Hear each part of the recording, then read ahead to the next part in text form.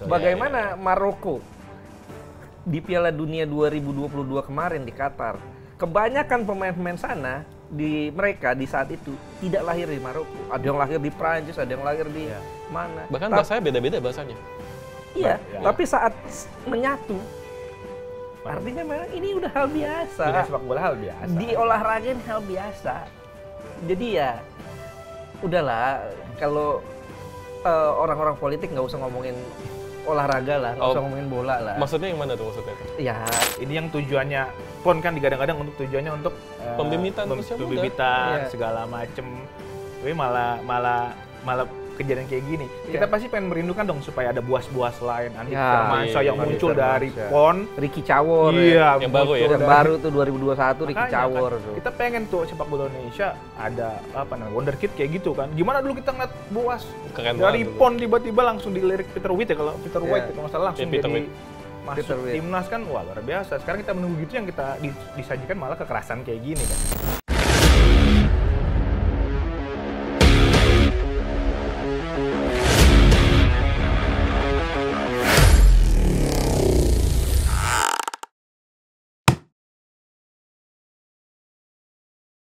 Selamat untuk Miss Hilgers dan Eliano Reinders yang minggu depan akan menjadi WNI ya, akan membela timnas Indonesia. Tapi kayaknya kok cepet banget ya. Nah ini jadi pertanyaan nih, sespesial apa sih Miss Hilgers dan Eliano Reinders ini sampai ini paket ekspres nih untuk naturalisasinya ini. Itu akan kita ketahui semua jawabannya ada di podcast Ruang Ganti. Dan untuk menjawab itu, kita sudah kedatangan dua narasumber, jurnalis senior, pengalaman juga. Ada Bung Ais. Siap. Apa kabar Bung Ais? Alhamdulillah baik. Abdul Haris pernah selfie dengan Cristiano Ronaldo, pernah ngeliput Piala Dunia juga ya? Iya kan ya? Pernah ngeliput Piala Dunia juga, dan ini juga nggak kalah keren ya. Ada Bang Pras ya? Apa kabar Bang Pras? Halo. Harus begini ya, beda ya? Beda. Ada Mandu. Ini juga jurnalis senior juga ya pastinya. Pernah ngeliput beberapa event juga ya? Ya Euro pernah. Euro ya. Terus ya timnas luar negeri juga pernah. Timnas luar negeri. Voli pantai juga pernah kok. Voli pantai. Wah, itu menyenangkan. Tapi yang kita bahas di episode ini lebih ke soal naturalisasi. Di mana biasanya itu kalau pengambilan sumpah pemain itu di sini kan ya di Indonesia. Tapi menariknya Miss Hilgers dan Eliano Reinders justru kita mengirim Dirjen AHU ya. Dirjen AHU ke Belanda untuk mengambil sumpahnya kedua pemain ini. Dan itu cepet banget proses naturalisasinya. Pertanyaannya, sespesial apa sih? Iya, dua pemain ini kalau kita lihat Miss Hilgers ini seorang center back. Iya. Dia pemain utama FC20. 20 ya. Dan tadi pagi, dini hari tadi, dia bikin FC20 tampil solid banget. Oke. Membuat SC Heerenveen kalah. Oh, Heerenveen. Sampai akhirnya Robin van Persie, pelatih Heerenveen, bilang bahwa memang penampilan lini pertahanan FC20 sulit ditembus dan serangan baliknya bagus sehingga kami kalah. Artinya memang Van Persie aja muji kinerja dari Miss Hilgers ini membuat FC20 begitu sulit untuk ditembus. Ya, kemudian Eliano Reinders ini seorang gelandang serang, tapi dia bisa dimainkan di beberapa posisi. Mungkin dia versatile mirip-mirip Marcelino ya. Marcelino Ferdinand. Tapi dia bisa juga dimainkan sebagai second striker. Artinya opsi di lini depan tim nasional Indonesia akan lebih banyak jika Eliano Reinders bisa main nanti lawan Bahrain, lawan China. Dan begitupun Miss Hilgers. Pilihan di belakang akan semakin luar biasa ya. Arda J.Ijes, Justin Hapner, Nathan. Ini membuat ada Elkan Bagot juga. Betul, kalau dipanggil. Kalau dipanggil tapi ya, kalau dipanggil. Kalau Elkan Bagot minta maaf. Iya itu. Ya artinya memang pilihan jadi lebih banyak, opsi lebih banyak, dan ini membuat kans kita mudah-mudahan bisa lebih banyak untuk bisa dapat poin maksimal di kandang Bahrain dan di kandang China nanti. Bang Pras, setuju nggak nih? Kalau misalnya Miss Hilgers datang, Eliano Reinders, yang dimana itu adiknya Tatjani Reinders ya, pemain AC Milan, datang kans Piala Dunia jadi semakin terbuka lebar gitu. Terbuka lebar sih saya nggak bisa bilang terbuka lebar ya. Oh belum ya, belum? Belum ya, karena kita juga harus realistis ya. Yang kita lawan adalah China, Bahrain, Jepang. Gitu lah. Tapi paling nggak harapan ada. Kalau dulu mungkin harapan, sudahlah kita sebagai fans sepak bola imun aja dengan kekalahan gitu. Iya, tapi kan dengan kekuatan timnas kita sekarang ya peluang terbuka gitu loh. Apalagi ada penambahan kuota peserta kan Piala Dunia. Setidaknya nggak terbuka sedikit lah, lumayan lah intinya. Eliano juga adalah salah satu pemain yang memang tipikal disukai sama STY yang versatile, bisa main di mana aja. Kan kita juga lihat beberapa pemain yang ditarik itu memang bisa mengisi posisi di mana aja, kayak Nathan, ya kan. Marcelino juga bisa beberapa posisi kan. Jadi menurut saya, juga ya. Yes, Ragnar juga. Yes, banyak banget memang itu gayanya STY. Jadi dia bisa merubah formasi sesuai keinginan dia dan juga sesuai dengan lawan yang akan dihadapi. Jadi menurut saya sih kita nunggu aja ya. Menurut saya juga pasti akan menarik nih. Kita lihat bagaimana racikan STY untuk memasangkan Miss sama si Eliano ini di pertandingan. Mudah-mudahan sih kalau nggak ada halangan melawan Bahrain ya, terdekat ya. Bahrain. Nah, itu bisa kita lihat lah. Dan saya nggak setuju sih kalau memang dia prosesnya cepat. Karena kami butuh kemenangan gitu. Kami butuh kemenangan. Karena kita 2 kali seri ya? Iya, 2 kali seri. Paling nggak sekali seri sih menurut saya juga udah lumayan bagus ya. Peluang makin terbuka lebar gitu ya. Kalau Jepang ya kita lihat nanti aja lah Jepang gimana. Nggak apa-apa, kan masih lama Jepang kan. Mungkin masih punya waktu. Tapi satu hal yang pasti adalah kenapa ini begitu cepat, karena kedua pemain ini spesial berarti ya, kedua pemain ini ya. Tapi dengan spesialnya mereka, ada yang terancam nggak nih Bang Pras nih? Dengan kedatangan dua pemain ini. Ya terancam sudah pasti ya. Tapi kan yang terancam juga banyak yang ngomong nanti pemain Indonesia atau pemain pemain domestik lah ya, semakin terancam nih. Oh, maksudnya jadi full naturalisasi? Iya, banyak yang ngomong gitu. Tapi menurut saya juga bukan hanya pemain-pemain yang bermain di Indonesia, pemain di luar yang naturalisasi juga banyak terancam. Iya. Kita lihat Jordi Amat aja sudah sepertinya tidak akan dipakai lagi ya. Iya. Dengan Sementara karena masih cedera ya. Iya, cedera dan banyak pilihan lebih muda, lebih agresif di belakang. Apalagi si Jordi ini beberapa kali melakukan blunder ya. Yeah. Walaupun penilai saya nggak bisa menilai, nanti kita lihat STY juga kan, apakah memang dia di belakang tuh masih dibutuhkan. Tapi dengan hadirnya Miss, bisa aja bukan pemain domestik yang pemain apa sih sebutnya ya? Pemain yang bermain di liga, pemain lokal kita, pemain Indonesia yang akan tersingkir. Bisa juga ada beberapa yang tersingkir. Kayak Elkan Bagus saya sudah tersingkir kan, walaupun ada faktor yang lain ya. Ada faktor X itu ya. Iya, jadi ya bisa saja bukan hanya pemain ini, banyak pemain yang bisa tersingkir kan. Kita nggak tahu nih seberapa ketat persaingannya nanti, tapi ada beberapa pemain yang mungkin harus dikeluarkan ya dari skuad timnas ya. Berarti kalau misalnya datangnya Miss Hilgers ini mungkin Jordi Amat ya, mungkin ya? Iya, kalau secara hitung-hitungan kasar sih kemungkinan sih ya. Yang paling utama ya mungkin salah satu pemain lokal ya, kayak kalau Jordi kan masih cedera. Iya. Kemungkinan Wahyu Pras ya. Oh, Wahyu Pras yang kemungkinan bisa jadi tidak dipanggil, atau bisa jadi dia akan jadi pemain kan boleh bawa dari 23 dia boleh panggil 26 atau bahkan lebih. Iya, 3 tapi lagi. yang masuk line up kan tetap 23. Tapi yang paling terancam betul ya memang Rizky Ridho ya. Rizky Ridho tentu akan rawan ya, karena pilihannya kan antara Justin, J.I.J.S, Rizky Ridho nih. J.I.J.S kayaknya kemungkinan bakal bertahan karena dia captain, bermainnya paling solid, bermainnya paling stabil ya, artinya kemungkinan besar J.I.J.S akan tetap jadi pilihan utama. Tinggal sekarang apakah Justin atau Rizky Ridho yang bakal tergeser. Nah, tapi kalau dari Bang Pras bisa aja Justin ya. Bisa aja kan. Banyak kita nggak tahu. Karena Rizky Ridho juga tampil bagus loh. Nah, itu dia. Orang banyak puji Rizky Ridho. Rizky Ridho memang main di liga lokal, di Liga 1 kita ya. Tapi kualitasnya saat main di timnas, dia tidak kalah dengan pemain-pemain diaspora. Bahkan di Persija pun juga ada cuplikan ya, lawan Dewa United ya, yang dia bloknya mahal banget itu. Betul. Sampai pelatih Jan Oderi Kering juga garuk-garuk kepala itu gimana caranya bisa blok kayak gitu. Berarti artinya ada peluang. Nggak full naturalisasi berarti ya? Ya, saya rasa Rizky Ridho pasti akan dipertahankan sih menurut saya. Karena memang benar kata Bung Ais, kualitas Rizky Ridho itu di atas rata-rata ya, walaupun usia masih muda. Kalau Eliano Reinders kira-kira? Iya, Marcelino mungkin. Marcelino? Ya, karena kalau kita lihat kan memang Marcelino ini belakangan performanya menurun. Iya, bukan salah Marcelino juga, karena kita harus fair menilai Marcelino. Kita lihat nih, dia di Denze juga tidak banyak menit bermain. Kemudian lepas dari Denze, dia harus menunggu lama untuk gabung dengan Oxford. Sampai sekarang juga belum dapatkan menit bermain. Ya wajar kalau performanya menurun, gitu loh. Ini yang membuat Marcelino rawan sekali tergeser. Bahkan saat lawan Arab kan yang dimainkan bukan Marcelino, Witan. Dan Witan justru tampil bagus saat lawan Arab. Salah satu gol Indonesia kan bukan satu-satunya gol itu tidak lepas dari peran Witan juga gitu. Artinya memang kans Marcelino untuk bisa tergeser sangat tinggi dengan hadirnya Eliano Reinders. Ya, kalau menurut saya sih Marcelino tersingkir, tapi bukan berarti tersingkir dari squad ya. Iya, itu ya. Dari starting line up. Ya, dia nggak jadi starting line up, mungkin dia jadi reserve. Tapi kan nanti ada mungkin yang akan tersingkir dari squad mungkin ya. Kita lihat analisa pertimbangannya ST Ricky Kambuaya mungkin.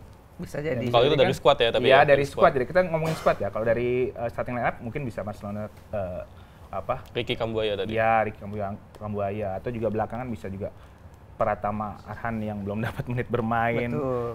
Itu juga mungkin bisa tersingkir ya. Karena Egy juga bisa. Ya, Egy. Jadi banyak beberapa pemain ya yang mungkin antara tersingkir dengan squad atau tersingkir dari starting line up ya. Tapi yang pasti itu adalah penilaian objektif dan lebih objektif lagi itu dari STY ya pastinya ya. Iya, pasti. Dia yang lebih paham. Dia punya lisensi dengan pro-nya, kita hanya pengamat dari. Iya, Jerman aja dia pulangin ya istilahnya. Yes. Tapi ya kalau yang menarik adalah dua pemain akan datang nih minggu depan ya kabarnya ya. Ada lagi nggak pemain naturalisasi yang kira-kira akan datang nih dari Bung Ais? Ada bocoran sedikit aja. Mauro Gilstra ya. Mauro Gilstra. Iya, karena ini memang belum dibocorkan oleh PSSI, tapi di sebuah podcast sang pemain sendiri sudah mengatakan bahwa dia dalam proses naturalisasi. Tentu kita nggak tahu ya apakah Mauro ini betul-betul keinginan NSCY atau justru keinginan dia sendiri gitu loh. Dari Mauro sendiri ya? Dari Mauro sendiri. Karena kan kita tahu dalam kondisi yang sekarang seperti ini, mungkin kalau dulu tidak banyak pemain yang mau digoda gabung ya. Termasuk Messi Hilgers itu kabarnya adalah pemain yang periode pertama diminta gabung. Sebenarnya udah diminta.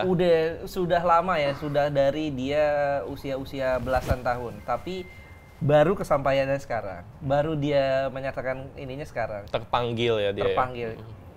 Logikanya mungkin bukan karena terpanggil, tapi ngelihat potensi timnasnya udah jadi sekarang gitu loh. Ya itu secara realistisnya ya. Betul. Ibaratnya kita gini loh, kita waktu pertama kali Messi Hilgers diminta gabung Indonesia, mungkin saat itu ibarat komplek rumah yang belum jadi. Masih lapangan kosong, belum ada fasilitas umum, belum ada apa-apa. Sekarang semuanya udah serba jadi. Jadi dia sudah lihat, oh potensinya seperti ini. Akhirnya dia mau gabung. Ada lagi yang lain mungkin? Jairo yang Oh, Jairo Riedewald ya? Iya, Jairo itu kabarnya yang paling santer memang Jairo ya. Udah pernah ya diperbincangkan beberapa kali kan. Cuman kan seperti kata Pak Ketum ya, kalau belum salaman belum di. Jadi kita tunggu aja tuh. Tunggu salaman baru sudah. Itu baru kita bisa lanjutkan pembahasan yang lain. Atau kita bikin ini aja pakai aplikasi ya salamannya. Pelukan aja bisa. AI itu ya. Jadi kayak begini ya. Kalau kata Komando belum here we go. Jadi belum bisa. Jadi Mauro dan Jairo keren banget sih ya. Pernah main di Crystal Palace, Liga Inggris ya. Wah, itu kalau sampai dateng sih ngeri banget ya pastinya ya. Tapi masalahnya adalah muncul lagi nih polemik naturalisasi, riak-riaknya itu dari ex-dubes Polandia ya, kita sebut saja. Dia mempermasalahkan soal paspor. Sebenarnya emang bener ya yang dia bahas itu? Iya, kalau kita bicaranya apa yang dibilang oleh Menpora aja. Menpora menurut pengakuannya bahwa tidak benar itu ada paspor ganda. Nggak mungkin. Nggak mungkin ada paspor ganda karena memang aturan kita tidak menganut dual citizenship, dua kewarganegaraan. Kita hanya menganut satu kewarganegaraan. Tapi ya kalau whatever lah, apakah itu betul atau enggak, kalau gue sih nggak terlalu peduli ya dia punya paspor ganda, kayak mau enggak terserah. Yang paling penting saat dia tampil dia maksimal. Saat dia tampil dia bisa memberikan segalanya buat timnas. Mungkin kalau ya dibilang tidak peduli apa-apa, ya itu urusan hukum lah ya untuk ini. Artinya kita bicara sepak bolanya bahwa yang penting kebutuhan timnas terpenuhi. Mau dia mau punya paspor ganda kayak atau gimana. Iya. Terserah saja kalau. Ya, kita juga nggak boleh egois juga karena gini. masa depan pemain sepak bola, apalagi mereka yang sekarang berkarir di Eropa juga harus kita pikirkan. Singkat ya? Ya, kalau misalnya dia harus dia harus tinggal di Indonesia, katakanlah ada permintaan dia harus tinggal di Indonesia, mau jadi apa dia pensiun? PNS. Karena ujung-ujungnya gitu. Kalau nggak jadi komentar bola, PNS. Tapi kan mereka masih punya karir. Kita lihat John van Beekering, balik lagi tuh dulu ke sana segala macam. Akhirnya jadi security gitu. Iya, kabarnya ya. Dia nggak di Indonesia, bahkan walaupun dia udah punya paspor Indonesia ya. Kita nggak tahu, ya seperti yang saya sih setuju dengan Bung Ais ya, masalah secara hukum memang seharusnya mereka hanya punya paspor Indonesia. Tapi kita nggak tahu kan itu paspor ganda atau tidak. Yang pasti kan kalau mereka nanti mau balik ke Belanda apapun caranya ya kita harus hargai, karena bagaimanapun juga kan mereka punya kehidupan di sana. Betul. Gitu. Dan di sini Indonesia belum bisa menjamin kehidupan atlet pasca pensiun kan. Betul. Dan juga satu lagi yang perlu dicatat. Kalau seandainya mereka hanya memegang paspor Indonesia, bagaimana dengan Nathan Choawan? Ya. Karena dia main di Swansea City. Kita tahu bagaimana regulasi Liga Inggris. Liga Inggris 70. Itu regulasinya ribet sekali. Dia pemain-pemain tersebut harus 50 besar. 50 besar ya sekarang? Rank 50 besar dunia. Ada 15 syarat kalau tidak salah. Harus 50 besar dunia atau paling tidak harus bermain di timnas dengan skala regional ya. Maksudnya regional itu Piala Asia beberapa kali. Artinya, kalau seandainya dia hanya memegang paspor Indonesia, tentu akan menyulitkan dia. Beda kalau seandainya dia pegang 2 paspor, dia bisa regulasi itu bisa diakali lewat paspor Belandanya. Gitu. Artinya kalau gue pikir ya kita mesti simbiosis mutualisme aja lah gitu loh. Artinya harus saling paham lah gitu loh. Untuk hal-hal kayak gini ya entah ini benar secara hukum, gue lagi-lagi bilang gue nggak melihat dari sisi hukumnya ya. Iya. Kita harus bisa untuk hal-hal seperti ini dispensasi lah gitu loh. Jangan terlalu saklek harus begini begitu. Karena kalau kita harus betul-betul seperti itu, sepertinya susah loh pemain-pemain luar untuk mau gabung kita gitu loh. Tapi kalau ngelihat bagaimana mereka merayakan gol Tom Hai sampai knee slide sampai yang penting itu. Iya, maksudnya kecintaan mereka masih harus diragukan. Yang gitu penting kan. itu kalau menurut gue sih istilahnya ya mau paspor ganda mau enggak, yang penting saat dia tampil maksimal, saat dia tampil begitu memperlihatkan kecintaannya kepada Indonesia, itu cukup buat gue. Gue yakin juga kan pasti ini udah sesuai aturan ya, kan nggak mungkin kan ini juga ada masalah di belakangnya, karena kan melalui proses naturalisasi itu tidak cuman dia harus disetujui oleh presiden DPR segala macam, masa ya semua pihak harus setuju ya. Paling tidak yang orang-orang yang sudah membela timnas Indonesia sudah punya paspor, dia seharusnya secara regulasi dia sudah melakukan hal yang benar ya. Betul. Dan memang saya mau quote omongan Presiden ke-6 Susilo Bambang Yudhoyono ya. Oke. Nggak ada kebijakan yang bisa memuaskan semua pihak. Makanya kenapa sekarang kebijakan PSSI ambil dengan mengambil naturalisasi pemain diaspora, pasti aja ada yang kritik gitulah. Jadi itu bagian dari kontrol lah, nggak apa-apa sih. Harus ada orang pihak-pihak seperti itu gitu kan, untuk mengontrol, untuk diingatkan jangan serampangan naturalisasi. Itu ada hal yang benar juga gitu. Jangan serampangan naturalisasi, mungkin itu jadi pengingat. Kan harus ada kontrol biar balance gitu ya. Jadi ya jangan terlalu diperbesar lah. Ya kita terima aja gitu. Memang sebagai fans Indonesia ya kita mendukung juga gitu. Kalau nanya ke kita gitu sebagai fans sepak bola, ya mau kita senang-senang aja. Mau 9, yang penting Indonesia menang gitu kan. Yang penting Indonesia yang penting. Iya, Indonesia menang. Dan tanpa mereka punya darah Indonesia kok. Walaupun setengah seperempat ya itu mereka Indonesia. Iya, mau gitu. dibilang itu Indonesia palsu kayak mau dibilang ini kebahagiaan palsu. Whatever lah. Ya artinya yang paling penting kan buat kita naik grade dulu nih gitu. Iya. Nanti ya pelan-pelan kita dorong PSSI untuk jangan cuma naturalisasi nih. Lu mesti lihat juga pembinaan usia muda, kompetisinya dijalanin gitu loh. Ya ini kan skala jangka pendek aja gitu. Tapi yang menarik tadi dibahas soal kritik ya. Salah satu yang mengkritik adalah seorang akademisi yang dia bilang ini adalah sensasi yang palsu gitu. Iya.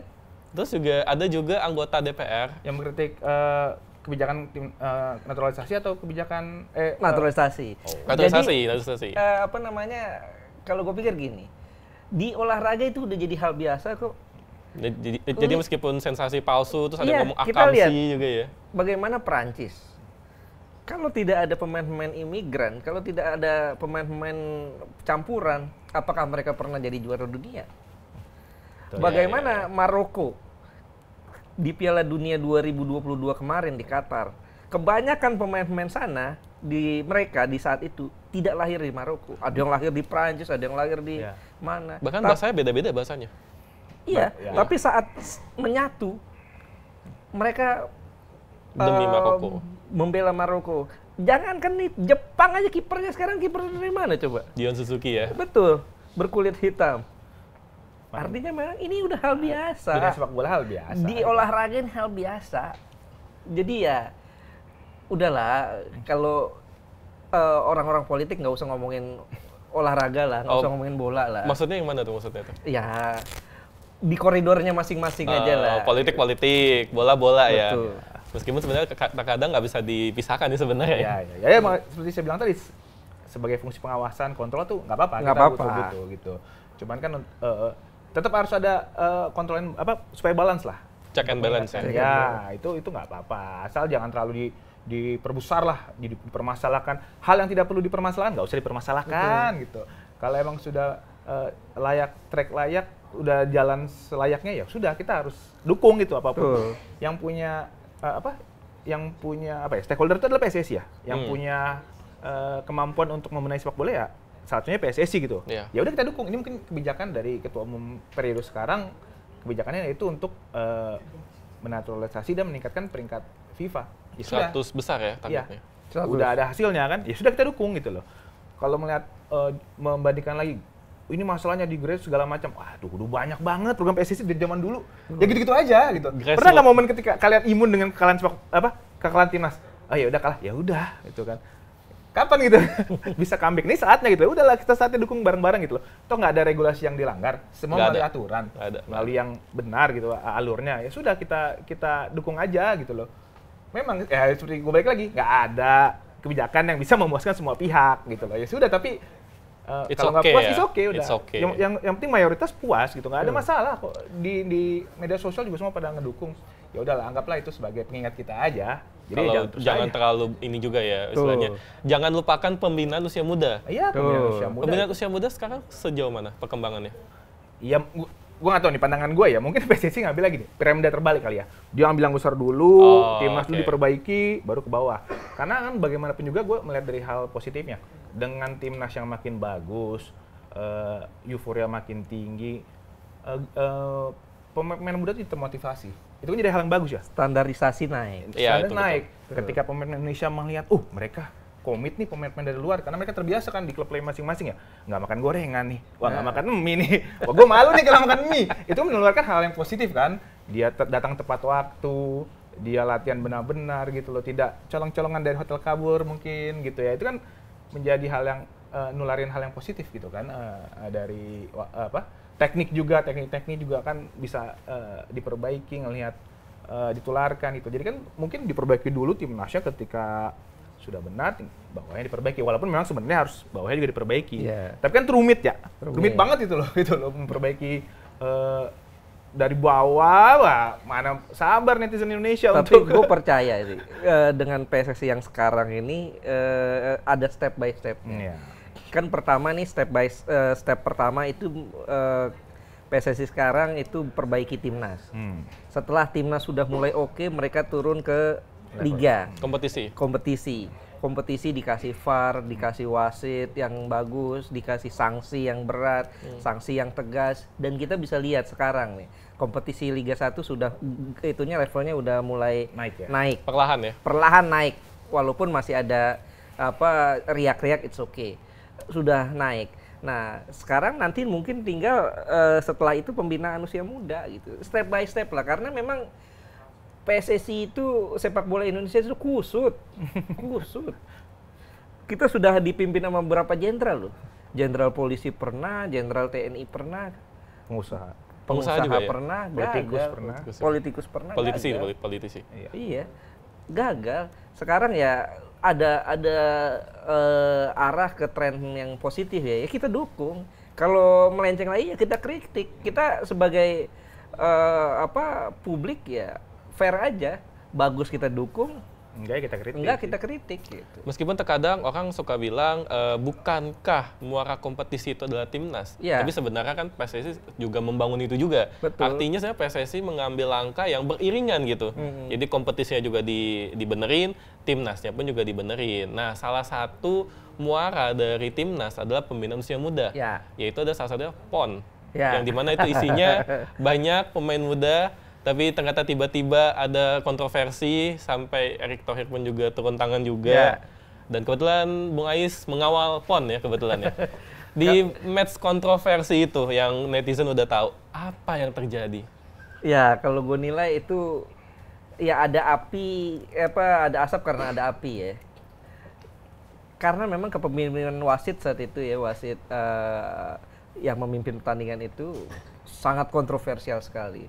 Banyak sekali pelanggaran-pelanggaran yang harusnya diberikan untuk Sulawesi Tenggara. Itu pertandingannya Aceh melawan Sulawesi Tenggara. Aceh tuan rumah ya. Sulawesi Tengah. Itu memang banyak kontroversi sekali. Ada saat pemain Sulteng masuk ke dalam kotak penalti, ketendang mukanya, entah ketendang, entah ditendang. Yang pasti itu pelanggaran menurut gue ya. Karena terjadi di dalam kotak penalti, dan pemainnya jatuh dan tidak ditiup sama wasit. Wasit play on. Mungkin nggak lihat mungkin. Iya, oke. Dan ada lagi di sisi lainnya pemain Sulteng saat jatuh bola sudah keluar ditanduk. Ditanduk. Entah tanduk entah sih, kayaknya tanduk sih. Mungkin dia kira dia Zidane kali ya. Dan lagi posisi jatuh itu terekam kamera. Tidak juga ada foul gitu ya? Kalau foul it's okay lah, itu karena bola sudah keluar ya. Itu kartu harusnya. Tidak juga, dan banyak lagi pelanggaran-pelanggaran. Sementara di sisi lain saat pemain Aceh dilanggar langsung kartu. Langsung kartu merah. Kemudian juga terakhir penalti itu sampai 2 kali dan dua-duanya penalti goib ya. Wajar kalau seandainya, gua nggak bilang wajar sih. Enggak dong, jangan dong. Iya, artinya wajar emosi. Tapi wajar lagi lu bilang tuh. Iya. Wajar emosi ya. Kita maklumi ya. Iya, emosinya wajar. Gue memaklumi emosinya. Iya. Emosi pemain Sulawesi Tenggara, kemudian pelatihnya itu Zulkifli Syukur, pelatih Sulteng. Sulawesi Tengah, sorry. Salah mulu tengnya itu ya. Sulawesi Tengah. Emosinya wajar. Tapi yang gue tidak tolerir adalah kekerasannya, pemukulannya. Itu yang menurut gue apapun salah. Di dalam sepak bola apapun tidak boleh dengan kekerasan. Itu yang dilakukan itu Muhammad Rizky namanya. Muhammad Rizky. Itu back bagus asli. Itu back bagus, susah sekali ditembus, solid defense-nya segala macam, tapi sayang dia tidak bisa menahan emosi itu. Itu bahaya loh saat wasit lari dipukul, di jab itu ya, bukan sekedar dipukul karena dipukul rahang lewat. Langsung KO ya? Langsung KO karena terkena kepala belakang ya. Dia sempat, kalau gue lihat di situ sempat kejang itu wasit, sempat kayak lidahnya menelan lidah. Sempat ya, lidah tertelan. Sempat, dan itu sempat ditutupi kan sama steward dan juga pemain-pemain Aceh. Itu sangat mengerikan ya. Artinya memang apa yang dilakukan itu sangat membahayakan nyawa orang. Untungnya alhamdulillah wasit itu selamat gitu. Tapi tetap wasitnya salah dengan segala kontroversinya dan harus diusut. Lisensinya dicabut kata Zulkifli Syukur. Iya, itu kata Zulkifli Syukur ya. Keinginan ya. Pak Ketum PSSI sudah menjanjikan bahwa itu akan diusut. Apakah ada pengaturan skor atau apa. Tapi juga memang saya sepakat dengan Pak Ketum, bukan hanya wasitnya, tapi yang melakukan pemukulannya pun harus mendapat sanksi. Sanksi seumur hidup kalau si Rizky kalau nggak salah. Boleh bermain. Seumur hidup ya? Setahu gue, nanti kita cek lagi ya. Aduh, sayang banget ya. Belum keluar tapi ya. Udah keluar ya? Belum keluar ya? Iya, tapi memang ya apapun juga gini, kekerasan itu tidak bisa tolerir dalam sepak bola. Ini urusannya bisa nyawa loh. Kalau salah pukul, dia lidahnya tertutup. Kita pernah almarhum Khairul Huda kan juga lidahnya, karena itu penanganan, apalagi kita nggak tahu penanganan di lapangan seperti apa gitu kan. Jangan sampai tidak ada sepak bola seharga nyawa lah kan. Gitu. Jangan nggak boleh kayak gitu. Makanya memang harus diusut wasitnya, pemainnya. Ini yang tujuannya PON kan digadang-gadang untuk tujuannya untuk pembibitan usia muda, segala macem. Tapi malah kejadian kayak gini. Kita pasti pengen merindukan dong supaya ada buas-buas lain, Andi Firmansyah yang muncul dari PON, Ricky Cawor yang baru ya. Yang baru tuh 2021 Ricky Cawor tuh. Kita pengen tuh sepak bola Indonesia ada wonderkid kayak gitu kan. Gimana dulu kita ngeliat Boas dari PON tiba-tiba langsung dilirik Peter Witt kalau nggak salah langsung jadi masuk timnas kan, wah luar biasa. Sekarang kita menunggu gitu yang kita disajikan malah kekerasan kayak gini kan. Saya sih sepakat harus dihukum dengan tuntas. Bagaimanapun juga wasit salah. Betul. Dari sisi tapi manapun pemukulan tuh nggak ada yang pernah dibenarkan ya. Meskipun sebenarnya kan kita juga main bola ya. Juga netizen juga pasti ada yang main bola. Ya kita paham lah emosinya. Udah main setengah mati, wasitnya berat sebelah tiba-tiba. Itu kan pasti emosi pasti. Kontrol emosi segala macam itu melalui pendidikan yang baik ya. Kalau grassroots itu kalau saya baca beberapa jurnal itu ada beberapa level pendidikan usia muda lah ya. Dari umur 5 tahun sampai umur 8 tahun itulah fun game. Fase untuk fun gitu ya. Untuk biar anak-anak kecil bermain dengan riang gembira. Cewek cowok nggak apa-apa bermain, boleh dicampur, menimbulkan komitmen, disiplin. Itulah yang santai-santai. Baru ntar masuk ke level 9 sampai 13 itu level taktik. Mulai belajar taktik. Technical. Barulah technical, setelah fase technical baru ketika 13 sampai 18 taktik dan juga fisik. Gitu. Fisiknya juga. Jadi kalau itu kan sebenarnya emosi dibangun dari grassroots ya. Gimana kalau kita mengacu AFC sama FIFA, apa sih grassroots? Grassroots itu adalah permainan yang non elit dan non profesional. Dari kecil main bebas, yang penting lu main, yang penting enjoy. Euforia terbangun, sepak bola terjaga dengan baik, atmosfernya baik, bahkan disabilitas itu masuk dalam grassroots. Itu makanya dari awal tuh pemahaman grassroots jangan sampai salah. Grassroots itu adalah permainan yang benar-benar fun gitu loh. Buat membangun dari hati itu main bola tuh kita senang dari kecil. Kalau sepak bola tuh bukan kompetisi, hajar dari kecil, jangan dihajar. Kita juga sebagai orang tua banyak yang salah nih SSB nih. Umur grassroots hajar kakinya.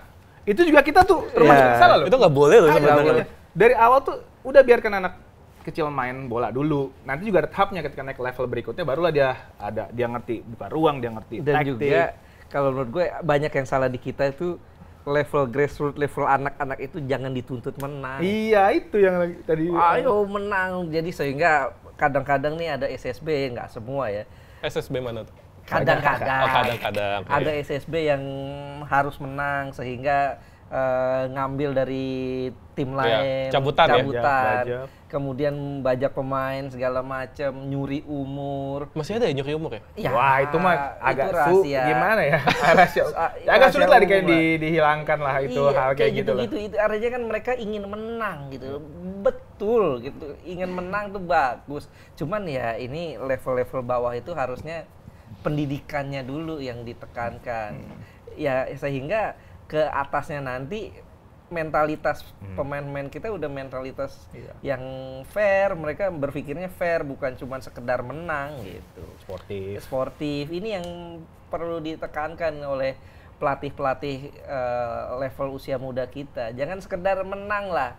Menang bonus aja gitu loh. Kalau menang bonus. Padahal belum tentu ya. Lu menang tapi main bagus belum tentu. Belum tentu. Iya. Betul. Istilahnya yang penting fun dulu, nikmatin dulu. Biasanya kalau lu udah ngelakuin hal yang lu senengin, hasilnya bagus ya. Betul. Dari level bawah makanya harus dibangun tuh sudut pandang itu ya dari kecil. Dan juga pastinya pemain muda ingin berkembang, ya kan? Iya, masalahnya adalah ladangnya, begitu ladangnya. Jadi kepada siapa pemain muda berharap bisa mengembangkan talentanya? Iya, gini loh. Kita perhatiin deh, pemain-pemain muda kita itu potensinya luar biasa. Oh iya, betul. Kita ribuan pulau, punya pulau-pulau kecil yang banyak, dan kita lihat pemain-pemain kita dulu di era Primavera, di era Beretti, atau tim pelajar kita bisa juara di Asia. Artinya kan memang level usia mudanya bagus. Tapi kenapa belum masuk senior? Nah itu kenapa tuh? Kalau gue pikir mentalitas kompetisi di level senior kita masih belum. Mentalitas artinya gini loh, bahwa untuk jadi seorang olahragawan tuh harus disiplin. Makan harus jaga, istirahat harus jaga. Kan banyak pemain-pemain kita saat sudah masuk ke level senior baru tenar dikit, dugem. Layu sebelum berkembang. Betul, kemudian kenal kehidupan malam, setelah latihan makannya ketoprak, makannya banyak loh. Ntar tiba-tiba ada postingan yang penting halal gitu. Gue beberapa kali ngobrol sama mantan pemain, itu kadang-kadang sudah disediakan di hotel pemain gitu. Dulu mungkin di Century Park gitu ya, sudah ada makanan-makanan sehat, tapi mereka justru pilih makan somai di luar. Makan somai, makan bakmi. Ya. Ini yang membuat berpengaruh buat fisik para pemain kita. Nutrisinya. Komitmen sebagai pesepak bola yang harus dijaga. Ya mudah-mudahan dengan hadirnya para pemain diaspora yang sudah terbiasa dengan hidup teratur gitu ya, dengan pola latihan dan pola makan yang benar gitu, mudah-mudahan itu bisa menulari pemain-pemain kita ya. Itu kan penting banget itu. Karena nutrisinya harus terjaga, fisiknya itu harus dijaga, mudah-mudahan ya itulah mereka bisa menularkan. Kita gini loh, untuk jadi atlet yang hebat itu ibaratnya kontrak untuk tidak hidup enak. Itu benar. Dalam tanda kutip. Itu benar. Soalnya kontrak untuk tidak hidup enak. Karena sejak kecil atlet-atlet itu, orang-orang anak-anak yang lain main sepeda bersama teman-temannya, dia pergi latihan. Teman-temannya main mabar ya, game online bareng, mereka pergi latihan. Latihan fisik segala macam. Itu kan nggak enak pasti. Kemudian saat mereka mulai jadi atlet, makannya juga nggak bisa makan sembarangan. Makannya betul-betul makanan atlet. Itu kan pasti nggak enak juga. Inilah yang menurut gue untuk jadi atlet hebat itu adalah kontrak untuk tidak enak gitu loh. Nanti ya dia akan dapat hasilnya gitu. Enaknya belakangan gitu. Kan kita tahu Cristiano Ronaldo kayak gimana sih. Hidupnya gitu. Ini ya. Minum soda enggak, makan gorengan enggak gitu. Tapi kita bisa lihat dia bisa bermain dengan intensitas tinggi di level tinggi sampai usia 39 tahun ya. Iya, udah mau dekat 40 tahun. Atau kalau lo pengen jadi atlet yang ada waktunya nih, gue kayaknya cuma dari umur sekian, ya udah contoh lo Wesley Sneijder, Samir Nasri. Mereka menjaga kondisi ketika main. Ketika pensiun, bebas. Lo mau besar, mau apa silakan. Ronaldo Brazil ya. Ada waktunya gitu lo, silakan aja. Tapi maksudnya ya moga-moga atlet ya yang sedang sekarang berjuang menjadi atlet atau yang sudah jadi atlet harus komitmen seumur hidup, bukan seumur hidup sih, harus komitmen setidaknya sampai karir mereka. Sehingganya sampai karir mereka meredup gitu. Betul. Perlu ada pengorbanan ya pastinya. Perlu ada pengorbanan. Karena pemain seperti Lamine Yamal nggak mungkin makan siomay itu. Nggak mungkin. Ya sekali-sekali boleh lah. Iya, tapi maksudnya bukan yang kayak ada udah makanan di hotel tiba-tiba dia jajan gitu kan, nggak. Tidurnya juga cukup, nggak mungkin kedugem juga kan. Makanya dia bisa jadi salah satu pemain terbaik di Euro yang kemarin. Dan kita ini aja deh, belajar dari pemain-pemain top lah. Bagaimana Ronaldinho saat dia dalam posisi yang sedang populer, lebih banyak pesta saat di Barcelona, dan akhirnya karirnya redup sebelum dia menginjak usia senja. Ya, sampai peaknya dia nggak sampai peaknya. Nggak sampai betul-betul ini. Kita bandingkan dengan Cristiano Ronaldo, Messi, dengan Lionel Messi, yang hidupnya lurus-lurus aja gitu loh. Artinya kan di sini bisa kita lihat siapa yang bisa menjaga komitmennya. Siapa yang bisa menjaga niatnya untuk betul-betul jadi atlet hebat, dia akan bertahan lama. Dan itu juga menjadi salah satu mungkin catatan bagi PSSI juga ya, untuk menjaga talenta muda kita, aset harapan bangsa kita, karena kita punya target menuju Piala Dunia ya. Dan itu juga menutup dari episode Urang Ganti kali ini soal naturalisasi. Banyak banget polemiknya, riak-riaknya muncul lagi, tapi rasanya udah lah ya. Pastinya semua pemain diaspora itu mendukung timnas dari hati yang terdalam. Jadi tak perlu dipertanyakan lagi. Soal PON juga itu memang salah, tapi kita paham emosinya. Cuma ya udahlah. Yang penting pembibitan usia muda, pemain juga harus lebih sadar dan perlu ada pengorbanan. Begitu ya. Jadi itu aja dari Bung Ais, thank you. Bang Pras, thank you banget. Dan akhir kata kita cabut. Bye.